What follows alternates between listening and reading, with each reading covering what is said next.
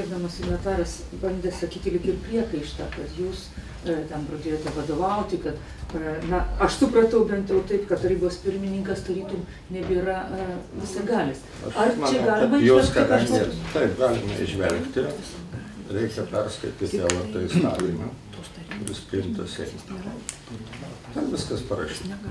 Ir nieko daugiau. O kaip ir tada, taip ir dabar aš nematau žiniasklaidos atstovų. Ir dėl to buvo paprašyta pagal mūsų tvarką, jie turi registruotis, jeigu filmuos, informuoti. Ir dabar filmuoja, bet čia ne žiniasklaidos atstovų. Šiaip reikėtų aiškintis, kad čia, kaip sakoma, ne šio posėdžio tema. Kas tai, kaip tai ir taip toliau. Matot, mūsų posėdžiai vieši, mesgi nedarom posėdžių. Mes mūsų irgi vieši, bet pagal tam tikrą tvarką.